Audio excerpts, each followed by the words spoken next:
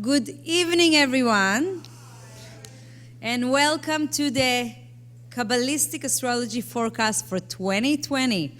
We wanted to bring both wisdoms, Kabbalah and Kabbalistic Astrology, in a profound way together to help us understand how we can utilize the cosmic influences of this upcoming year in the best way to help us in our spiritual journey this year. So, I don't really love the word forecast because one of the things that Kabbalistic astrology is not, it's not definitive, it's not futuristic. We're not here to tell you what exactly going to happen.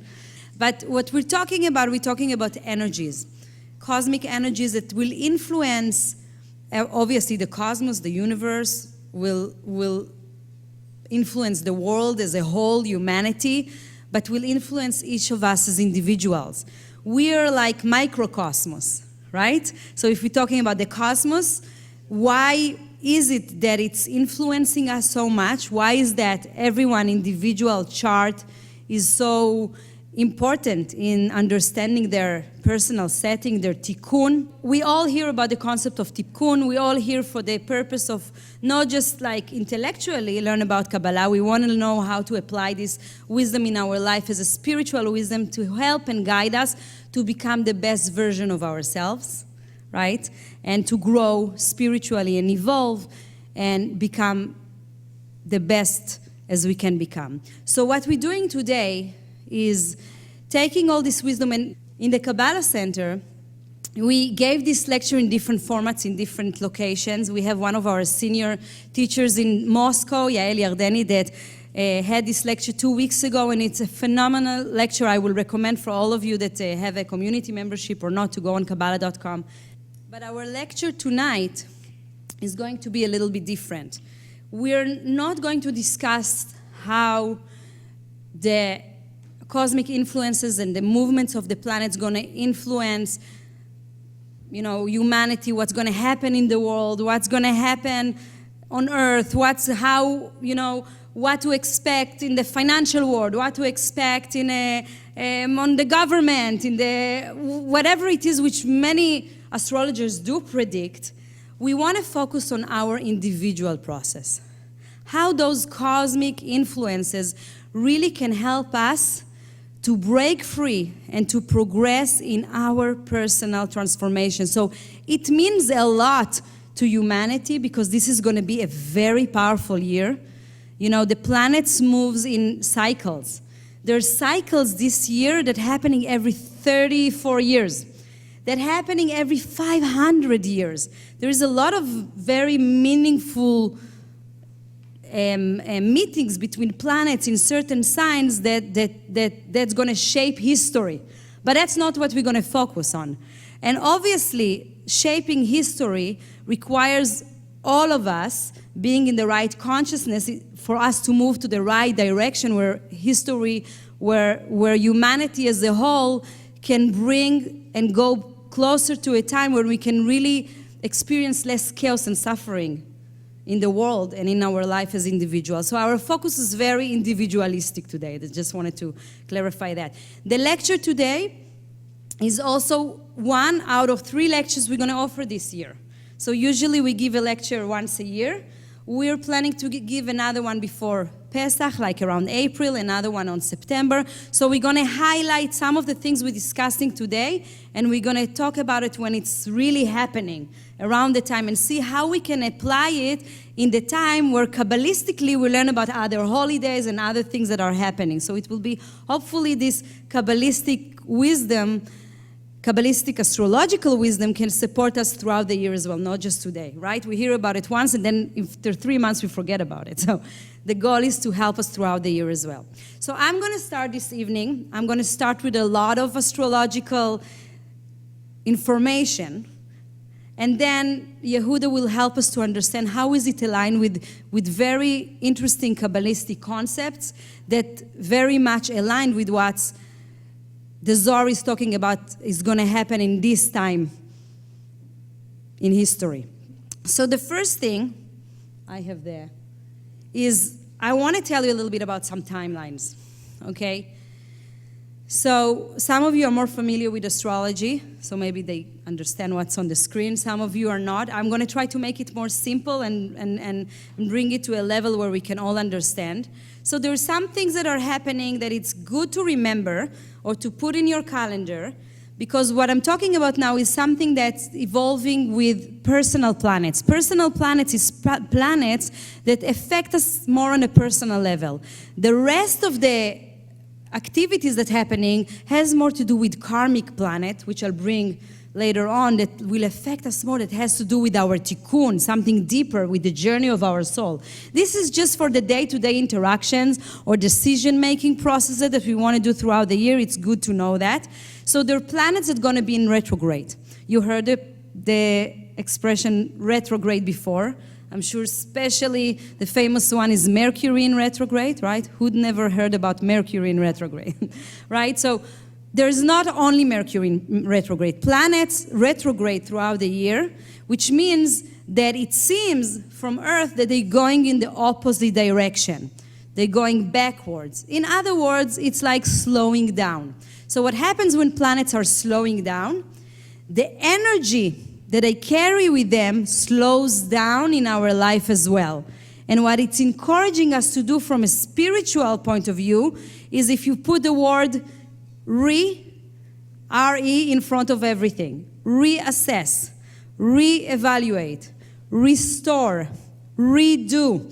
This is what it's encouraging us to do. It's kind of like looking backwards and looking at things and re-looking at our reality before we jump ahead or move so quickly for our next step. So Mercury is going to be in retrograde. Mercury is the planet that rules our communications, the way that we think.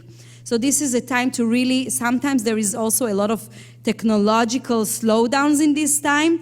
So the reason for all this lack of communication in this time, because maybe it's not the best time to say what you want. Maybe it's a time to think about it twice. Maybe you need to look back before you speak up. It's not the best time to confront because you're going to be misunderstood. So just remember, have that in mind. The Venus in retrograde, it has more to do with our love life. So, you know, typically you see the time in the year, I think it's in May, around May.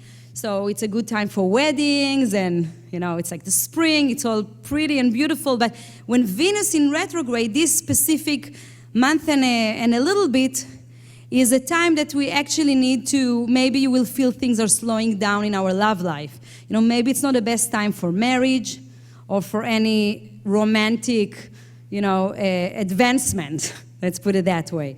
So again, this is general. Everything I'm saying today, it's general energies. What I always recommend, and I'll talk about it more towards the end, is that you're going to examine everything that's happening this year on top of your birth chart and see how it's going to look like. Because sometimes those activities will affect you in a very positive way, and sometimes it will be more challenging. It depends how it reflects on your birth chart. And this is something you can do with, you know, when you do your astrological chart reading. So this is Venus. Mars has to do with taking action, so slowing down. So it's not a time to enter a competition. It's not a time to attack. It's not a time to make final decision. It's the time to assess your strategy, okay? You had a plan in mind, and now I want to set up a date to make it happen. So maybe when Mars is in retrograde, it's not the best time necessarily to do that. Okay, so this is just good to know. There are many other things, but this is just some highlights that it's good to be aware of. So let's look at the year 2020 and try to understand the journey of the planets throughout this year. When I looked at it, for me, there is a lot of information. And as a Kabbalistic astrologer, to share it with a crowd that not everybody is familiar with astrology, it's like, how do I, you know, so much to share. How do I put it in a way that it's like meaningful? How do you narrow it down to something, to a sentence, to a message that will really be helpful? So the way I looked at it, I'm a Cancer, by the way, so it's a water sign, and everything for me is very emotional. So for me, this year is actually, the movie of the year 2020 is like an emotional thriller. This is how I look at it. But emotional thriller, sometimes ends good, sometimes ends bad, right? But we're responsible to make sure that it's going to end like in the best way this year. It doesn't have to be, scary or involve loss or anything like that. It can involve a lot of awakening and realizations and high energy that will bring us to the next level. So let's see who's the players this year, and then I'll describe what's happening. And this is the cast. We're talking about Jupiter, and whenever I describe Jupiter, we're talking about energy of growth and benefit, and expansion, and opportunities. So when I'll talk about Jupiter, remember that energy. Whatever it's joining, it's also giving us like a little bit breath of fresh air and realizations and answers, and doors are opening for us, okay? Saturn is the planet of structure. There's a lot of lessons involved with Saturn. And it's also representing the old ways, the traditional, the conventional, So this is like old school, let's say, right? This is Saturn. Uranus is the energy of the rebellious, the energy of the unexpected, the energy that pushes outside of the boundaries, outside of the box. Pluto is, some will call it the destroyer, but it's actually the transformative planet. It's always involved destroying something, but for the sake of building something new. So it's like the process of life, right? We talk about death and rebirth. Think about it from a spiritual aspect. Is it good or is it bad? If we deal with it in the right way, it's very powerful. So this is what Pluto as a planet. Neptune is the 99% world, is the world that has no boundaries, world that connects to the spiritual element, to the metaphysical element. So those are the planets. Just have it in mind, because when I'm going to speak about those planets, where they go this year, maybe it will ring a bell or talk to you in a different way that's relate to your life, not just as I'm describing it, but it will awaken some type of realizations. Okay, so let's look at the year. You enter to the movie, what is the present scene? Right now, in the universe, today it's January 15, right? What's going on? The energy that's going on is, if we put it in one sentence, it's to reveal and deal with the old. We have many planets, very strong influence in the sign of Capricorn. Capricorn is an earth sign. Capricorn ruled by Saturn. Remember Saturn? Remember the old school, the structure, how things has to be done. There is a lot of strength with the energy of Capricorn. But right now, Saturn and Pluto. Saturn is the one that creates structure. And what does Pluto does? Destroys, right? So we have the two planets, one that builds and one that destroys and create and always pushes us to create something new, both in Capricorn in what we call conjunction, right next to each other. So what it means that the energy right now is pressure, is a lot of pressure cosmically. I don't know if all of you feel that pressure, but I see many nodding faces. So the energy is pressure. Is understanding. Sometimes it feels like hitting the wall. I try something and it doesn't work. Things starting to appear from the past.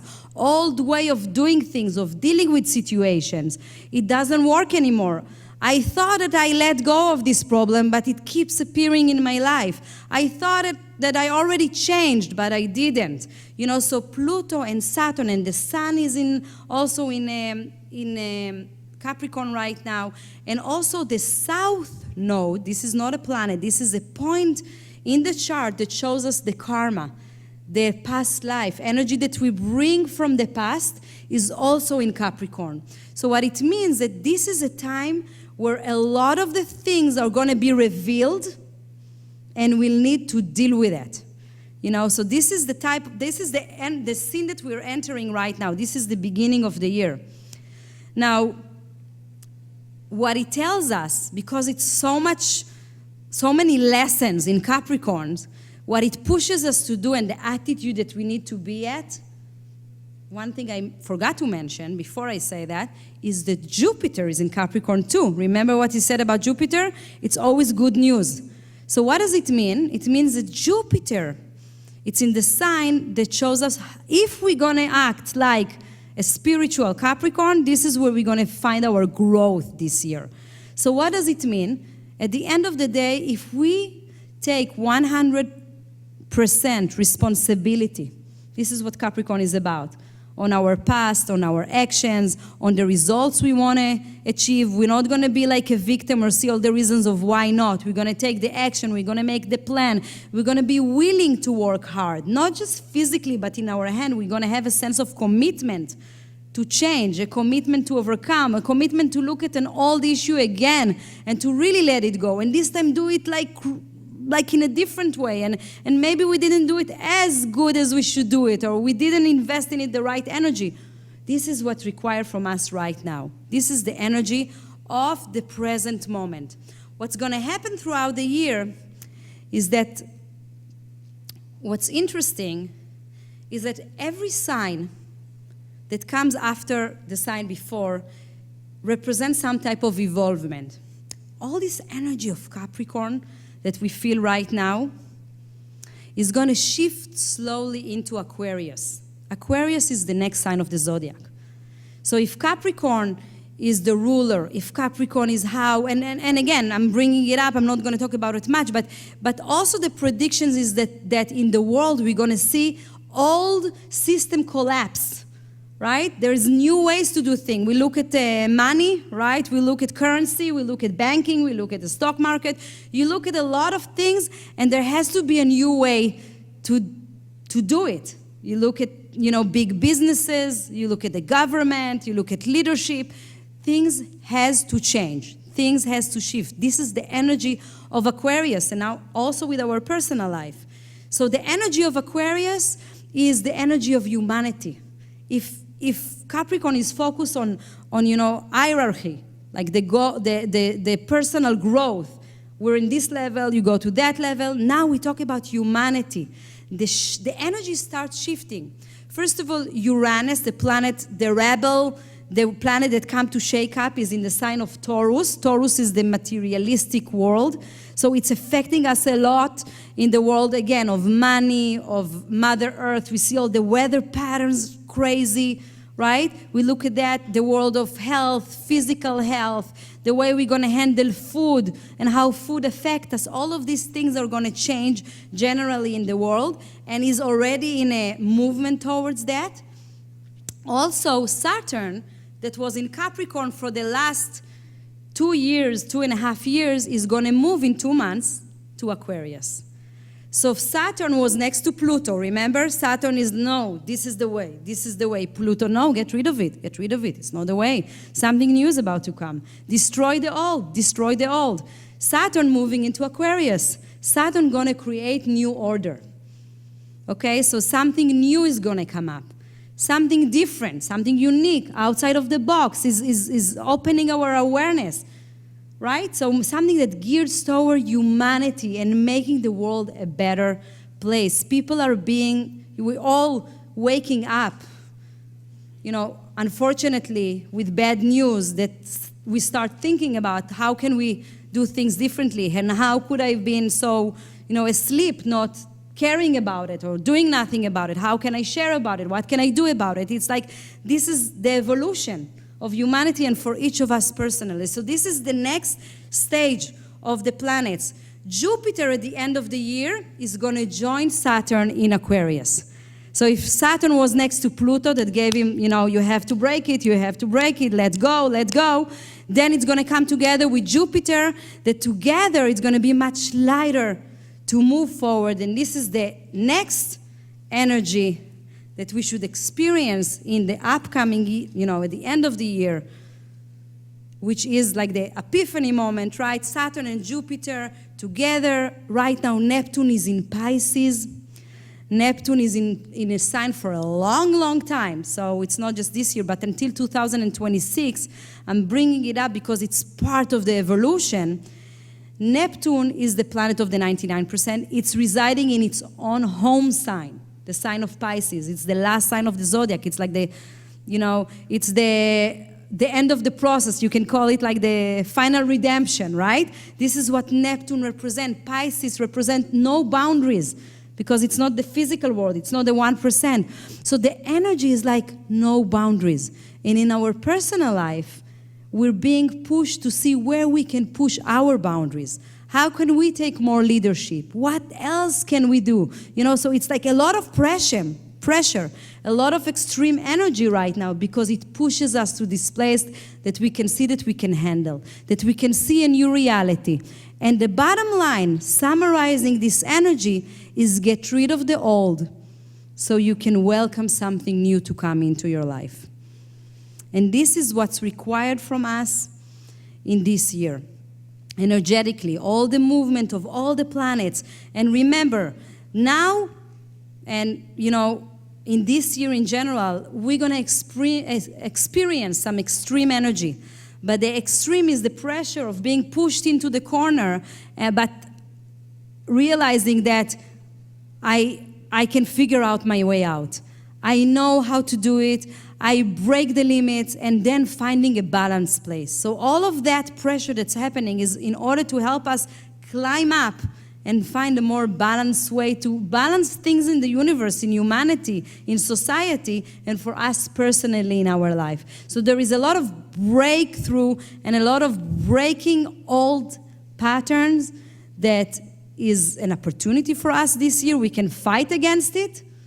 We can say, no, I want to stay where I am. It's unfamiliar, but if we're going to fight against it, we're missing a huge opportunity to really bring new light into our life. So this is generally what's happening and the energies that are shifting. Now let's hear a little bit from Yehuda, what the Kabbalists are talking about and how we can use some Kabbalistic meditation or reflection, how we can utilize it in our own life and see how this year, how is it going to be meaningful for us, each of us in their life. Thank you, Yehuda, please.